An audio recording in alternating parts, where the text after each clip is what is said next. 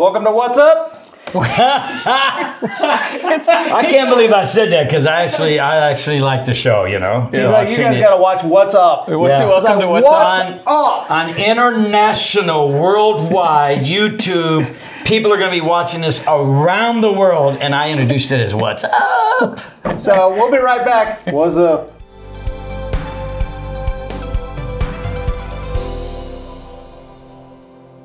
Well, good morning and welcome to What's Up. Where we What's Up? I'm Pastor Jason. I'm Pastor Scott. And we have the legendary Phil Muncie with us on the show Legendary. Today. Yeah. And he did, and I you can go back and watch all the times we had guest speakers. I've never said this. He did one of the best messages I've ever heard. And I said that. I told everybody. You and then have to people go back walked and out watch and they go, we're so glad you didn't speak today, Scott.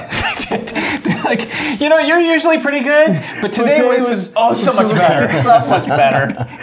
What a refreshing word we got today. Yeah. It was so good. Yeah. And so today we got a scripture for your day. Yeah, we're going to pray over your day. So where are we today? We're in Psalms 118:24 still, from the Message. One of my favorite scriptures. Yeah. And he talked about now.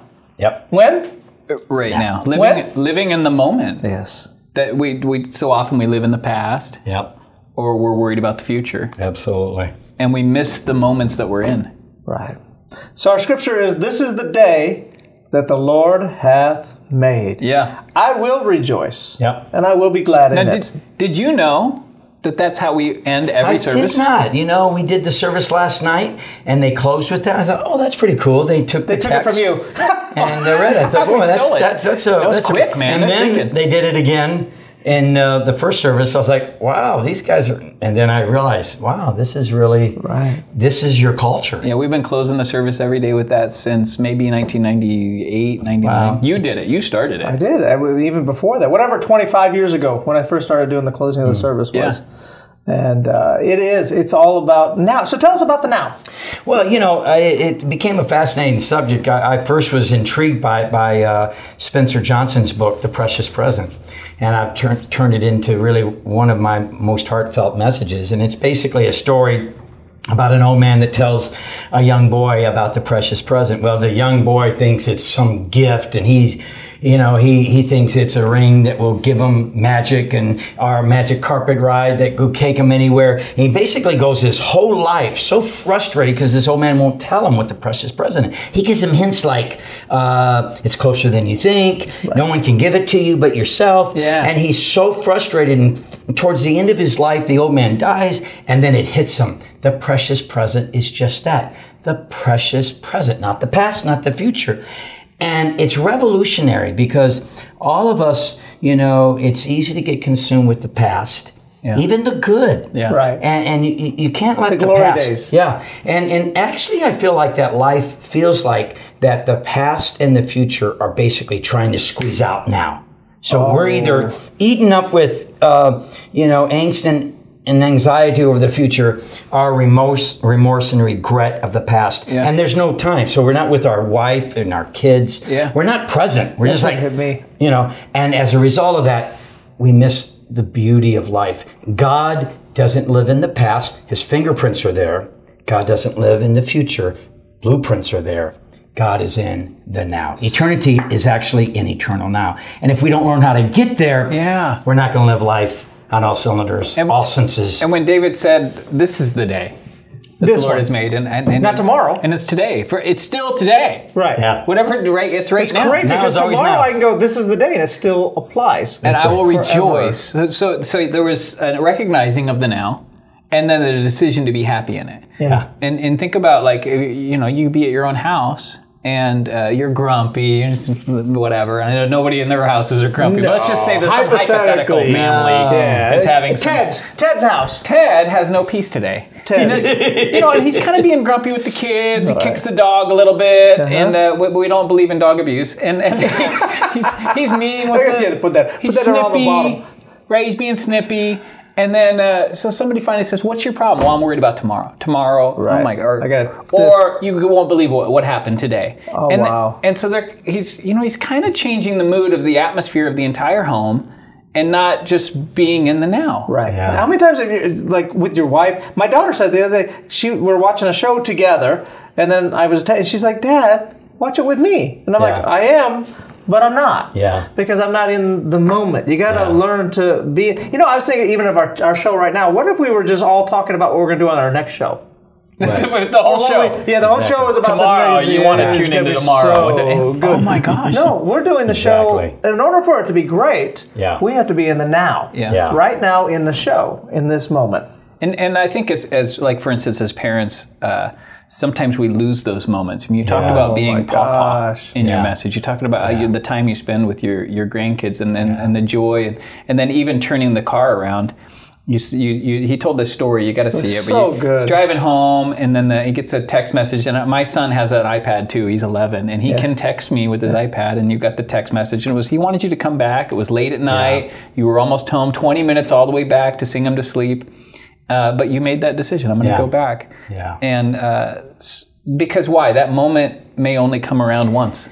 Absolutely. And I, I don't dwell on the past, but I've learned from the past that when I was a young father, I tell people, the days are long, but the years are short. Mm-hmm. I remember taking care of my daughter to kindergarten. Then I ran a few errands, and I came back, and she was in middle school. It's so fast. It's so true. And so with my grandchildren, I always say, grandchildren are God's reward for you not killing your own kids. And that's my favorite. And for me, that's a reward. But for me, grandchildren have become a second chance. Right. And because I feel, and I don't beat up myself up because that's contrary to the point. That's that I'll look back and think, you know what, just for a second, I look back and say, you know what, I'm not going to let this happen again. And even with my adult children, I'm much more present with them now. So I could feel really bad because I feel like I wasn't. I felt like I was supposedly serving God and the church, and when I missed their ball games or I wasn't present with them,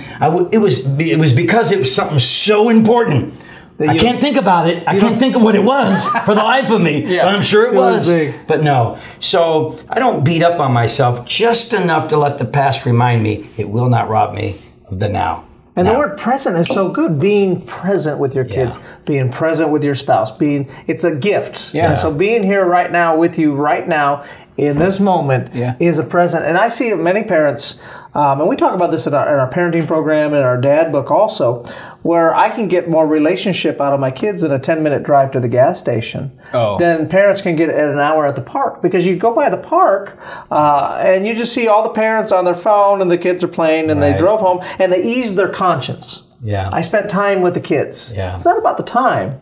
It's about the relationship that comes out of the time. And also, it's not about like bad parenting. Like you weren't, just because we all do it. Right. It's because the phone is so stinking loud. It's a distraction. It yells at you. You got me you just go airplane mode. I love that. Yeah, and so I do. I've learned to go, I'm right now it's a dinner time, or right now it's this, and I'm going to be present right now. Airplane mode that thing. Yeah. I'm not going to miss this moment. We make our kids, so Sunday, when we get done here, I'm going to go out, and when we get to our Mi Amigos, everybody leaves their phone in the car. Yeah, I like just leave the phone in the car. There's nothing that we need, and so we just all leave it in the car. Because even airplane, so hard. Even airplane mode, I'm like, everybody airplane mode, and all of a sudden you're Baylor. It doesn't buzz. Is it always it's on airplane mode? I forget to put my phone on airplane mode. I don't know if you heard that. Well, the other thing that I think we can encourage our audience, and that is that I mentioned that at the end of every day of creation in Genesis 1, that God said at the end of every day it is good. Yes. But in retrospect, if you look at it, actually it was incomplete. It wasn't perfect. Why would God say it is good when there's so much that had to happen after the first day, second, third, fourth? And I think what happens is we wait for everything to be good before we can rejoice and be glad in it. And we just encourage you, don't wait. It's never going to be perfect. The kids are going to be crazy. The bills, the job's never going to be right. No, you get in it. You get into it. Get into it. Get into this day. It's going to be a good day. The goods are in there. Open it up and experience. Amen. You want to pray over their day? Yes. Why don't you pray for Yeah, I'd love to. I just speak favor over your life. I pray that anything from the past that's haunting you, remorse and regrets, that God today would just give you a remake for your remorse and a re-get so that let's move on. Or maybe in the future, you're just thinking about the angst and the anxiousness of what's not done, what you're afraid of facing. You know, and God's grace is for today. You don't need God's grace for tomorrow because you're not there yet, neither is He. But He'll wait for you, but He's right here, right now. So today I just pray. Get in the moment. Get in it. Enjoy it. Rejoice and be glad in it. Man, what a great opportunity to be here on What's Up? What's Up? No. Enjoy this clip. It's as if the past wants to take over your present. It's as if all of the things of the past continually bleed over, if not eclipse your very present, so that you have remorse and regrets and would've, could've, should've. And if that's not bad enough to feel the pressure of the past trying to rob you of your precious present, the future tries to intimidate us with angst and anxiety. And here we find ourselves seemingly absolutely squeezed out of the precious present. And you have to make room for this is the day that the Lord has made. And what I've discovered about the precious present is that, you see, it's a spiritual experience. Now, if you study the mind, you'll understand what I'm about to say. The mind is a brilliant instrument. And what it can do is beyond anything we're still discovering.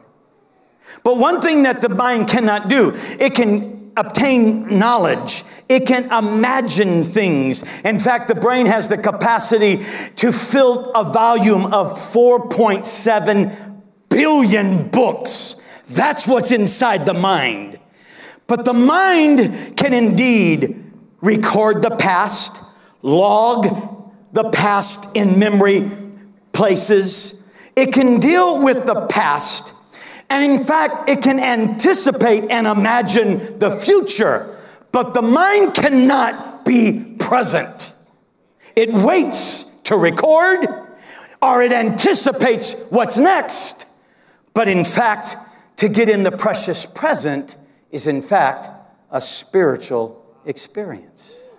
You see, the precious present is where you tap into eternity.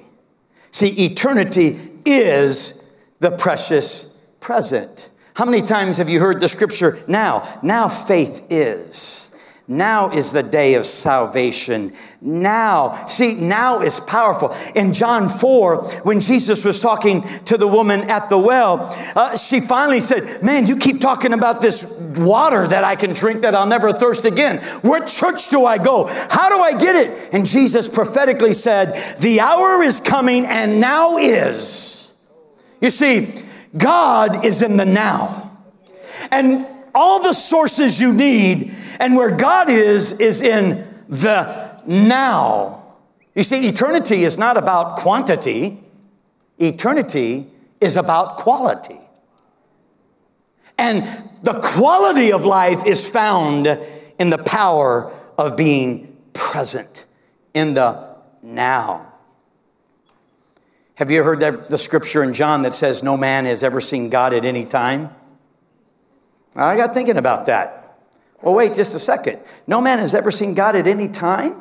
Well, wait. Isaiah 6 says, I saw the Lord, and he was high and lifted up. So, Jacob, he saw the Lord, and the angels ascending and descending. John in Revelation said, behold, a door was open, and I saw the throne. So, which is it? No man has ever seen God at any time? Or Isaiah, John, Jacob saw. Here's the key. No man has ever seen God at any time, because God does not live in time. See, time is where we live. It helps us keep everything in order so that everything's not happening at one time. But every time God is mentioned in the book of Revelation, it said that it is he who was, is, and is to come. He lives simultaneously in the now. God is in the now. So if you want the precious present, you've got to learn how to push back the past, and the future, and know this is the day the Lord hath made, and I will rejoice and get in the now. This makes so much sense to me. When I was growing up, they talk about eternity. You're going to live forever in eternity. And maybe they were trying to inspire me, but it was intimidating. One Sunday school teacher said, eternity is so long that it's like a bird could take a sand pebble and then fly all the way around the earth and drop it off, and then pick up another one and fly all the way around the earth until that bird has taken every pebble of every beach on the earth and moved it all the way around. And then eternity has just begun. Yikes!